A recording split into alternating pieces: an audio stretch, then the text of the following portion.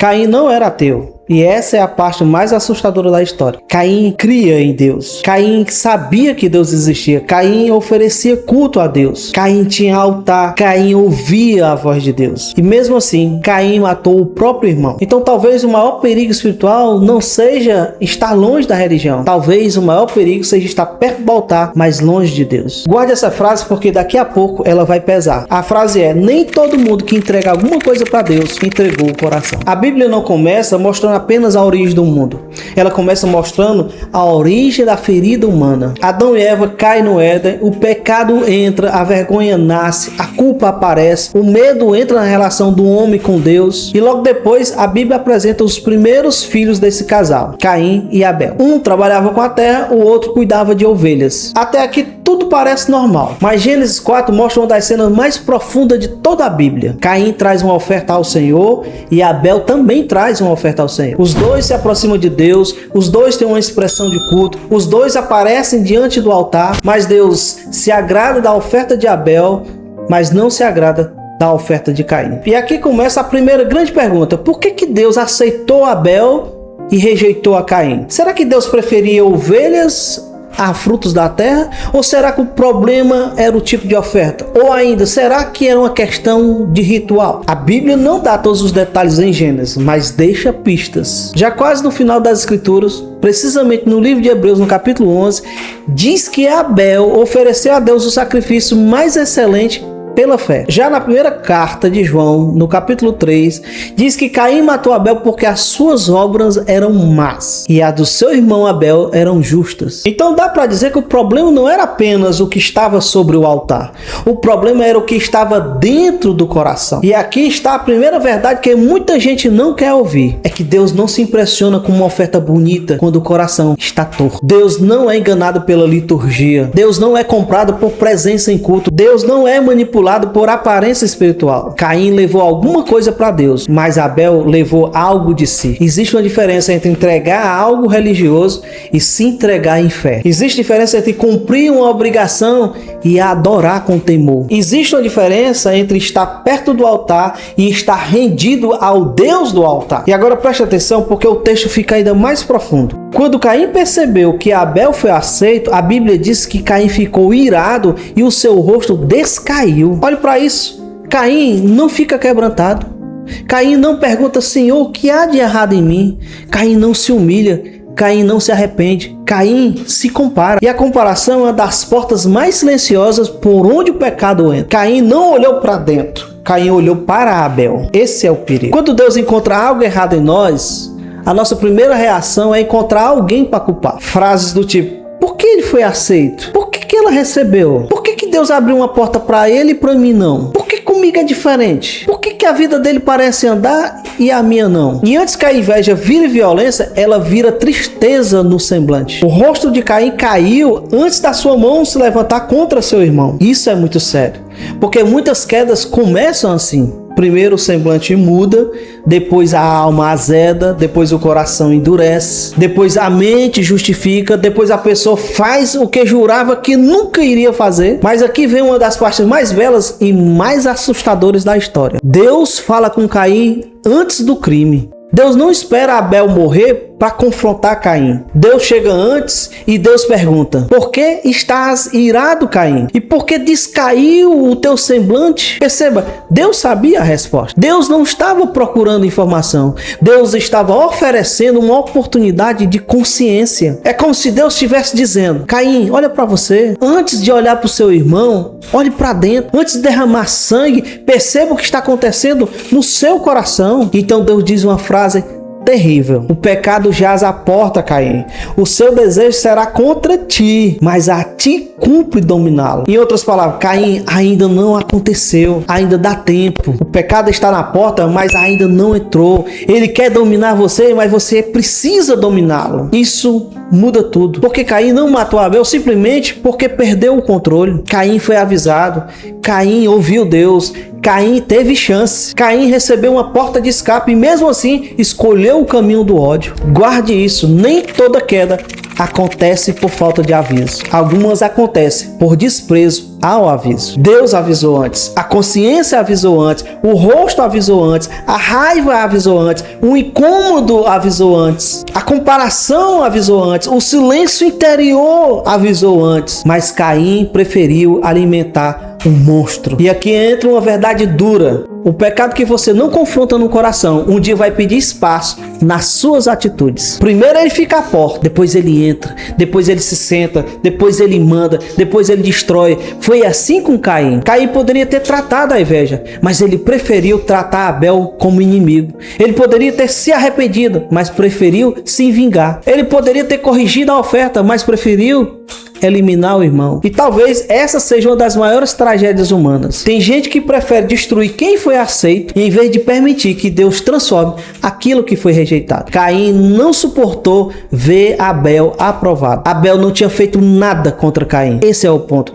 Abel não feriu Caim, Abel não humilhou Caim, Abel não roubou Caim, Abel não provocou Caim. Abel apenas foi aceito por Deus. E para um coração dominado pela inveja, a felicidade do outro parece uma agressão. A bênção do outro parece uma ofensa. A aprovação do outro parece uma ameaça. A luz do outro incomoda as trevas que eu não quero tratar em mim. Por isso que 1 João no capítulo 3 diz que Caim era do maligno e matou seu irmão. E João ainda pergunta por que ele matou? Porque as suas obras eram más e as de seu irmão justas. O justo incomoda não porque fala demais. Às vezes o justo incomoda só por existir. A fidelidade de Abel expôs a desordem de Caim.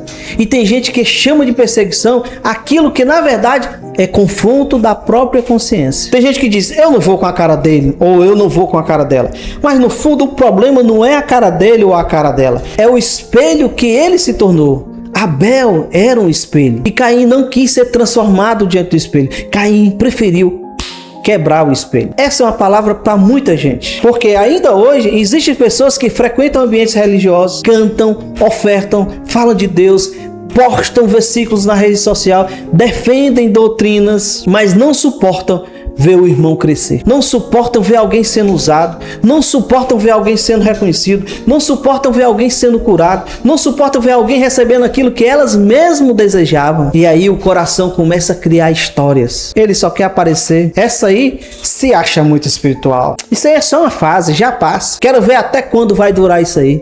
Deus abençoa qualquer um mesmo. Às vezes a boca só está vazando aquilo que a inveja já construiu por dentro. E aqui está o confronto. Caim não matou Abel no campo. Caim matou Abel no coração antes de chegar no campo. O campo foi só o lugar onde aquilo que já existia dentro dele apareceu fora dele. Jesus ensinaria isso muito tempo depois. Quem odeia seu irmão já carrega morte no coração. Porque antes da mão agir, o coração já decidiu. Antes da pedra ser levantada, a alma já havia sido condenada. Antes do crime acontecer, a inveja já assinou a sentença. E o mais assustador é que Caim ainda conversa com seu irmão Abel. Sim, o texto diz que Caim falou com Abel, seu irmão, convidou para ir para o campo. Depois, estando eles no campo, Caim se levantou contra Abel e o matou. Percebe a frieza? Ele fala com seu irmão Abel. Aparentemente, há proximidade. Aparentemente, há normalidade. Aparentemente está tudo bem, mas por dentro o coração já estava armado. Isso ainda acontece hoje. Tem gente que abraça com o corpo e fere com a intenção. Tem gente que chama de irmão, mas carrega competição. Tem gente que sorri na frente, mas sangra o outro por trás. Tem gente que está no mesmo campo, está na mesma casa, está na mesma igreja, está na mesma família, mas já deixou a inveja governar. E então vem a pergunta de Deus. Depois que Abel morre, Deus pergunta: onde está Abel, teu irmão? De novo, Deus pergunta não porque não sabe. Deus pergunta porque está chamando Caim à consciência. E Caim responde: não sei. Sou eu o guardador do meu irmão? Essa resposta revela o abismo. Caim não apenas matou o irmão, Caim perdeu a sensibilidade. Caim não chora, Caim não confessa, Caim não se dobra, Caim não diz, eu pequei. Pelo contrário, ele responde com ironia. Esse é o perigo de um coração endurecido. Depois de um certo ponto, a pessoa não sente mais o peso do que fez. Ela justifica, ela debocha, ela minimiza, ela transfere, ela se vitimiza. Mas Deus diz para Caim, a voz do sangue do teu irmão clama da terra a mim. Isso é muito poderoso. Abel está morto, mas o seu sangue fala. Abel não tem mais voz, mas o seu sangue clama. Abel foi silenciado por Caim, mas não foi esquecido por Deus. E aqui há uma palavra para quem foi ferido injustamente. Talvez você tenha sido calado. Talvez alguém distorceu a sua história. Talvez alguém feriu você e saiu como se nada tivesse acontecido. Talvez alguém tentou enterrar sua dor no campo do esquecimento. Mas o que Caim enterra, Deus ouve. O sangue de Abel clamava da terra. Deus viu o que ninguém viu. Deus ouviu o que ninguém ouviu. Deus julgou o que Caim tentou esconder. Mas a Bíblia não termina em Abel.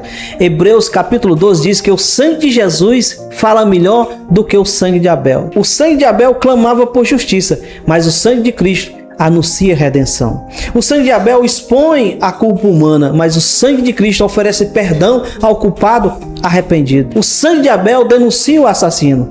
O sangue de Cristo salva pecadores que param de fugir e se rendem. Mas atenção, o sangue de Cristo não é licença para continuar sendo Caim. Graça não é esconderijo para invejosos. Graça não é maquiagem para coração homicida. Graça não é autorização para continuar no altar sem arrependimento. Graça chama o Caim para sair da violência antes que seja tarde. Assim como Deus perguntou um dia para Adão, onde estás? Agora ele pergunta para Caim, onde está o teu irmão? Primeiro Deus confronta a nossa posição diante dele, depois confronta a nossa posição diante do outro, ou seja, diante do nosso irmão. Ninguém está em paz com o céu desejando a destruição do irmão aqui na terra. Ninguém pode dizer, eu adoro a Deus, enquanto celebra secretamente a queda do próximo. E talvez a pergunta hoje não seja apenas, você acredita em Deus? Porque Caim acreditava. Talvez a pergunta seja, o que a sua fé fez com a sua inveja? O que o seu culto fez com o seu orgulho? O que a sua oferta fez com o seu coração? O que a sua religião fez com a sua raiva? Porque se a sua espiritualidade não transforma a forma como você lida com o seu irmão, talvez ela seja só uma versão bonita do altar de Caim. E aqui eu preciso dizer algo com muito cuidado, mas com toda firmeza. Tem gente que quer a presença de Deus, mas não quer ser confrontado por Deus. Quer o favor de Deus, mas não quer mudar a intenção. Quer ser aceito como Abel, mas também quer continuar ressentido como Caim. Quer que Deus receba a sua oferta, mas não quer que Deus toque no caráter. A questão é que Deus não separa o altar do coração. Deus não aceita performance no lugar do arrependimento. Deus não se contenta com a aparência quando a alma está adoecida. Então, antes de perguntar por que Abel foi aceito, pergunte o que Caim deixou de tratar. Antes de perguntar por que o outro cresceu, pergunte qual é o pecado que está à sua porta. Antes de acusar Deus de não receber a sua oferta, pergunte se você está realmente se oferecendo a Deus. Porque a frase continua viva,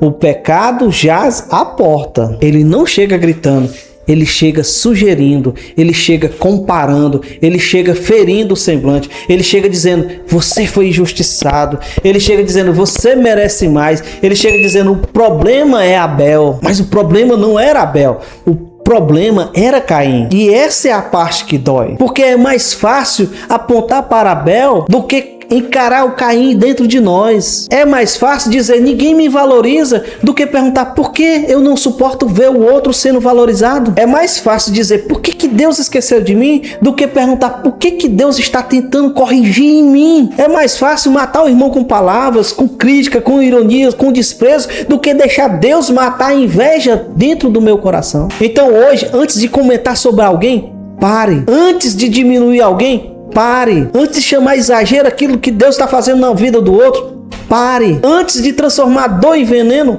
pare. Antes de levantar a mão contra Abel, ouça Deus perguntando, por que estás irado? Essa pergunta ainda é misericórdia. Porque quando Deus confronta antes da queda, Ele está dando uma chance de arrependimento.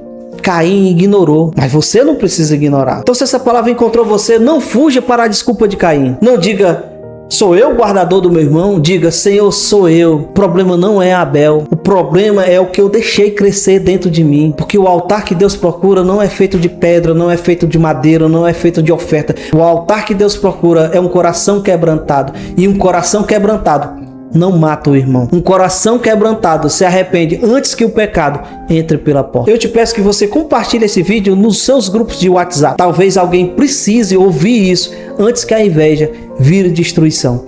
Porque Caim, ele não era ateu.